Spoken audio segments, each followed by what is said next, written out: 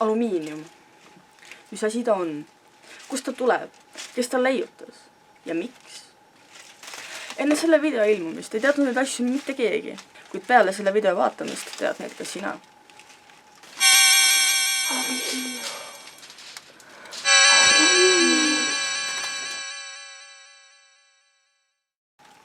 Alumiinium on perioodilisuustabeli 13. element. Ta on puhtal kujul hõbehalli värvi ning on pehme, plastiline, mittemagneetiline ja väga kerge. Me puutume alumiiniumiga iga päev väga palju kokku. Temast tehakse palju meie elus olulisi esemeid, näiteks pakendeid, nugekahvleid, kodumasinaid ning ka väga palju muud.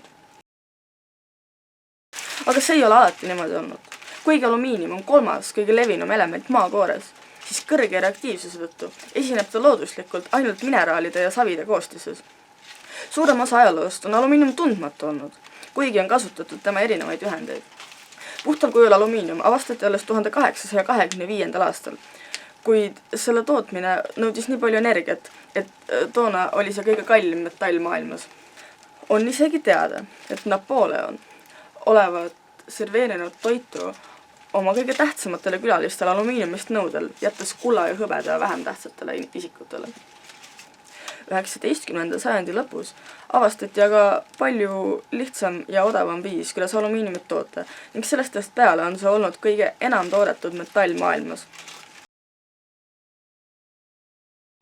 Tänapäeval saadakse suurem osa alumiiniumist boksiidist, mida kaevandatakse näiteks Brasiilias, Hiinas ja Austraalias ning seejärel eraldatakse sellest alumiinium.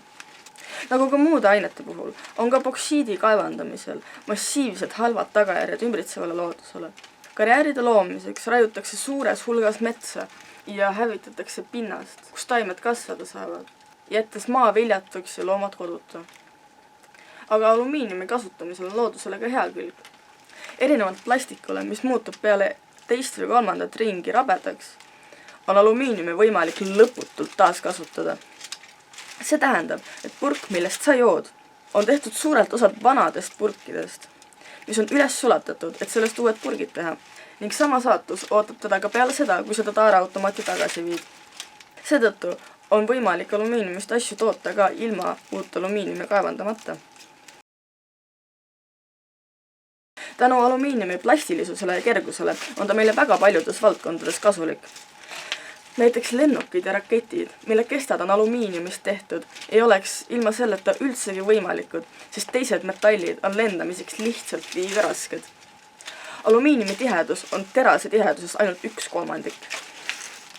Sama kehtib ka maal ja vees sõitvate sõidukite ning igast suurte masinate kohta.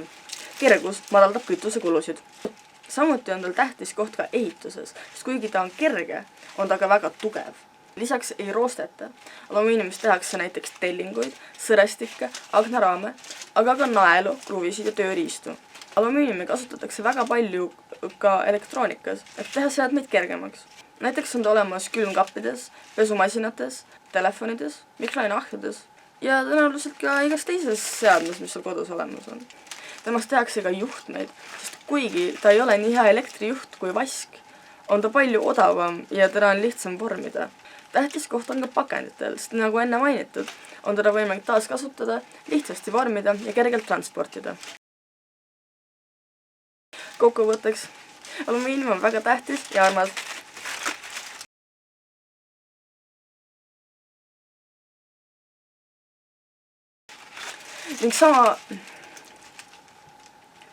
Ning sama kehtib ka maal ja vees. Mis siis see? Sama kehtib ka maal ja vees. Sama kehtib ka maal ja vees sõitvate sõidukite kohta ning ka väga sama kehtib ka maal ja sama kehtib ka maal ja vees sõitvate